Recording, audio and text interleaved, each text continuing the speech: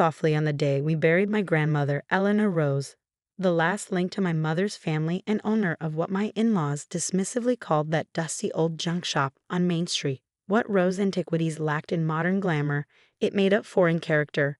3 floors of carefully curated history that had been my second home since childhood. My name is Emma Taylor, and this is the story of how my grandmother's worthless antique shop turned out to be worth more than anyone could have imagined, in ways that went far beyond mere money. Really, Emma, my mother-in-law Barbara said as we left the funeral, her designer umbrella held carefully away from her expensive suit. You can't possibly be thinking of keeping that old shop. It's taking up prime real estate in the historic district. The smart thing would be to sell to developers. I clutched the shop's keys tighter in my pocket. Grandma Eleanor had given them to me a week before she passed, along with a cryptic message I was still trying to understand. The real treasure isn't always what it appears to be, dear. Sometimes you have to know where to look. The shop stays, I said firmly. My husband Michael shifted uncomfortably beside me, caught as usual between his wife and his mother. But darling, Barbara persisted, you have a career in finance to think about. Managing a failing antique shop is hardly. I said no. My voice came out sharper than intended, drawing looks from other funeral guests. But I couldn't help it. The shop was all I had left of both my grandmother and my mother, who had died in a car accident when I was 12. Eleanor had raised me among those antiques, teaching me the stories behind each piece, training my eye to spot quality and craftsmanship. That evening, after the mourners had gone home and Michael had taken his parents back to their hotel, I went to the shop alone. The bell above the door chimed softly as I entered, its familiar tone bringing tears to my eyes. Everything was exactly as Grandma had left it. The Lewis XV chair she'd been restoring still sat in her workspace, the ledger still neat on her desk, the displays still perfectly arranged. I made my way to her office in the back, remembering all the afternoons I'd spent there doing homework while she worked. The old roll-top desk stood against the wall, its surface covered with papers and catalog references. As I began sorting through them, a leather-bound book caught my eye. It wasn't one of the shop's regular ledgers. This one was older, its pages yellowed with age. Inside, in my grandmother's elegant handwriting, was a catalog unlike anything I'd seen before. Each entry detailed not just items and prices, but complex codes and references I didn't understand. Some entries had stars next to them. Others have letters that seemed to correspond to nothing in the shop's inventory. "Oh, Grandma," I whispered, "what were you up to?" A knock at the shop's front door made me jump. Through the glass, I could see Dr. Marcus Chen from the university's history department, one of Grandma's regular customers and closest friends. "I'm sorry to disturb you, Emma," he said when I let him in. "But Eleanor asked me to come. She left something for you with me to be delivered after."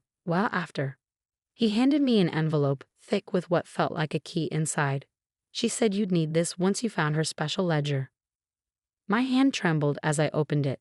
Inside was indeed a key, old, brass, intricately carved, and a letter. "My dearest Emma, if you're reading this, then you found my real inventory book, and Marcus has kept his promise to deliver this key. What I'm about to tell you must be kept secret for now. There are people who wouldn't understand what I've spent my life protecting. Rose Antiquities isn't just an antique shop. It's a safe house for some of history's most significant lost treasures. Your grandfather and I started this work in 1962, helping European museums recover artwork that had been stolen during World War II. Over the years, it evolved into something bigger. The coded entries in my ledger, those are the real items, hidden in plain sight among the regular inventory. The stars mark pieces that museums and collectors have been searching for decades. The letters correspond to their true provenance. But you have to be careful. There are people who have suspected what we do, the Carmichael family in particular. They've been trying to buy the shop for years, not for the real estate, but because they think they know what's hidden here. The key opens a hidden room in the basement. Take Marcus with you when you go down. He knows about some of the pieces, and you'll need his expertise to understand the full scope of what's there. I'm sorry I couldn't tell you this while I was alive. It was safer for you not to know. But you're ready now. You've always had the eye for it, even as a child. Remember when you spotted that fake Tiffany lamp at the Anderson estate sale? You were only 10, but you knew something wasn't quite right about the glass work. Be careful who you trust, and whatever you do, don't let anyone pressure you into selling. especially not the Carmichaels. All my love, Grandma Eleanor. P.S. That Louis XV chair I was restoring.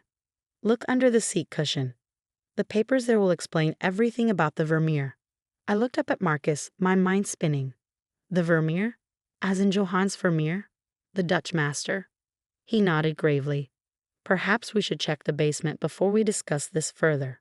The walls here, they have ears. Just then, my phone buzzed. A text from Michael.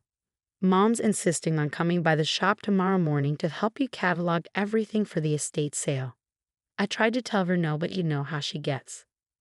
I looked at Marcus, then at the key in my hand. How long will it take to see what's in the basement? Several hours at least. Some of these pieces, they'll need careful documentation. Then we better get started. Barbara Winston isn't known for her patience, and tomorrow morning she's going to learn that her daughter-in-law's worthless inheritance is anything but junk. As we headed toward the basement door, I could have sworn I heard Grandma Eleanor's soft chuckle among the antiques. The real adventure was about to begin. The basement key turned with a soft click that seemed to echo through the silent shop. Marcus held the flashlight steady as we descended the narrow stairs, past the regular storage area I'd known all my life, to a section of wall that had always looked perfectly ordinary. Your grandmother was brilliant with hiding things in plain sight, Marcus said, running his hands along the wooden paneling. Most people never realize that this wall doesn't match the building's actual dimensions. The hidden door blended so perfectly that even knowing it was there, I barely saw the seam. It swung open silently, revealing a climate-controlled room that stretched nearly the length of the building. Oh my God, I whispered as Marcus found the light switch. The room was a museum-quality storage facility. Temperature and humidity monitors blinked steadily on the walls. Carefully labeled crates lined industrial shelving units. Paintings hung on specialized racks. Display cases held smaller items, each one tagged with the same coding system I'd seen in Grandma's ledger. Start with the chair, Marcus suggested. The Vermeer connection is significant. I found the Louis XV chair where we carried it down last week for Grandma's restoration. The cushion lifted easily, revealing a hidden compartment containing a thick file and what looked like original provenance documents from the 1940s. During World War II, Marcus explained as I read, many Jewish families in Amsterdam hid their valuable artworks before fleeing. One family had a Vermeer, a previously unknown work. They disassembled the frame, hid the canvas inside this chair, and sent it to America with other furniture. Your grandparents helped track down the family's heirs. But this documentation, it's about more than just one painting. Eleanor and Robert, your grandfather, they built a network.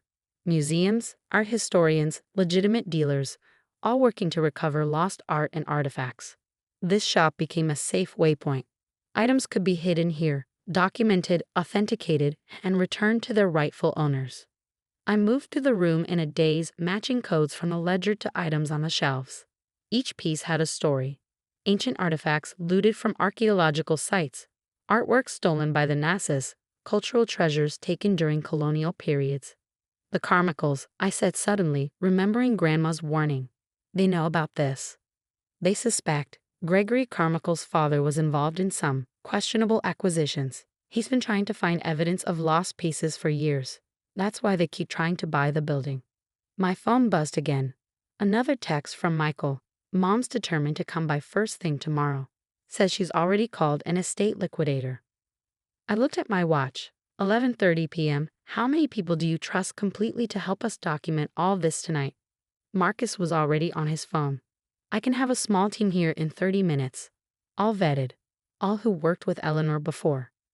The next 8 hours were a blur of careful photography, detailed documentation, and incredible discoveries. Dr. Sarah Williams from the Metropolitan Museum's Authentication Department arrived at midnight. Professor James Chen, Marcus's brother, from the Smithsonian joined us at 2 a.m. Each new finding left them more amazed. This Buddha statue, Sarah whispered, examining a seemingly modest bronze figure. It was looted from a temple in Myanmar in 1945. Museums have been searching for it for decades. The provenance papers are all here, I said, checking the ledger. Grandma was helping the temple reclaim it. James was carefully examining a collection of Native American artifacts. These were stolen from a reservation museum in 1972. The tribe has been trying to recover them ever since. By 7 a.m., we had preliminary documentation of over 200 significant pieces. Their combined value was staggering, but more importantly, each item represented a piece of history that could finally be returned to its rightful owners. At 8:30 a.m. sharp, the shop's bell chimed. Barbara Winston's voice carried down the stairs. "Emma, we're here to help you start clearing out this mess." I met them in the main shop area, where Barbara was already placing post-it notes on pieces she deemed salvageable for the estate sale. Michael stood awkwardly by the door while his mother took control. "I've called Harrison's auction house," she announced. "They can clear everything out by next week. Though honestly, most of this should probably just go to Goodwill." "That won't be necessary," I said calmly. "I've already had the inventory evaluated." "Oh, honey," she laughed, "I know you're attached to your grandmother's little collection, but we need to be realistic about Mrs. Winston." Sarah Williams appeared from the basement stairway, her Metropolitan Museum ID badge clearly visible. "I'm Dr. Williams, head of authentication at the Met. We're going to need you to step away from that salvageable piece you just tagged. It's a 15th century Italian devotional piece that was looted from a church in Florence in 1944. Barbara's hand jerked back from the small wooden panel as if it had burned her. What? "Emma," James Chen called from the basement door. "The Smithsonian's director is on FaceTime. He'd like to discuss the Native American artifacts." Michael found his voice first. "Emma, what's going on?" I held up Grandma's ledger. Rose Antiquities wasn't just an antique shop. It was a safe house for recovering stolen art and artifacts. Grandma and Grandpa spent 50 years helping return lost treasures to their rightful owners. But that's impossible," Barbara sputtered. "Eleanor was just a small-town antique dealer." "Actually," Marcus said, emerging with a familiar-looking folder, "she was one of the most respected art recovery experts in the world. She just preferred to work quietly." He opened the folder, revealing newspaper clippings dating back to the 1960s, stories of mysterious recoveries of lost artworks, each one mentioning an anonymous American source. "The shop stays," I said firmly, "and the work continues." Just then, the bell chimed again. Gregory Carmichael strode in, his usual air of entitled confidence firmly in place. "Ah, Emma, I heard about Eleanor's passing. I have some papers for you to sign. A very generous offer for the property." "Mr. Carmichael," I smiled, channeling a bit of Grandma Eleanor's steel. "I believe you know Dr. Chen from the Smithsonian. He was just cataloging some interesting pieces, including several that match the descriptions of items your father acquired under questionable circumstances in 1965. The color drained from his face. Beside me, I felt Michael step closer, finally understanding what side of history he needed to be on. The next few months transformed everything. The shop's public face remained. We still sold legitimate antiques to regular customers. But now Michael helped me manage the more complex operation below, carrying on Eleanor and Robert's legacy of returning lost treasures to their rightful owners. Barbara stopped coming by the shop. The one time she did visit, she happened to be there when we returned a medieval manuscript to a small monastery in France.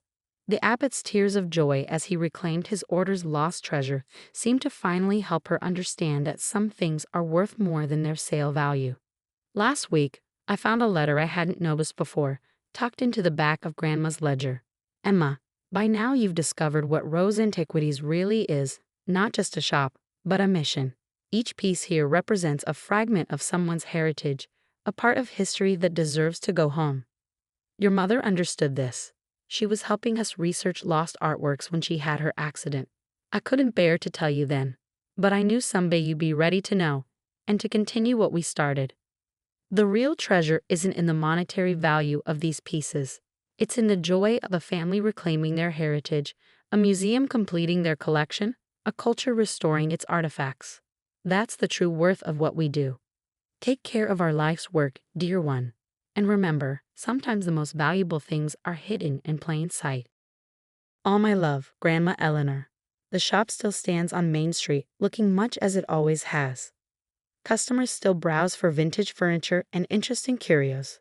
But now I understand why Grandma spent so much time in her office, making international calls in the middle of the night, why certain pieces would disappear without ever being sold. Why some visitors would leave with tears of joy after private meetings in the back room.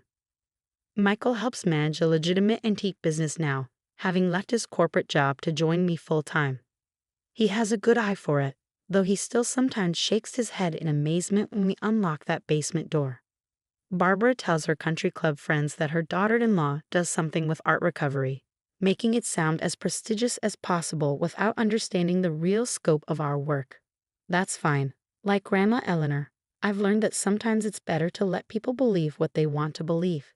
Yesterday, a young woman came into the shop clutching a faded photograph of a painting that had hung in her grandmother's house in Warsaw before the war. As I took her to my office and opened Grandma's ledger to check a familiar code, I could almost hear Eleanor's voice. The real treasure isn't always what it appears to be, dear. Sometimes you have to know where to look. Rose Antiquities continues its quiet mission, hiding history's lost treasures in plain sight until they can find their way home.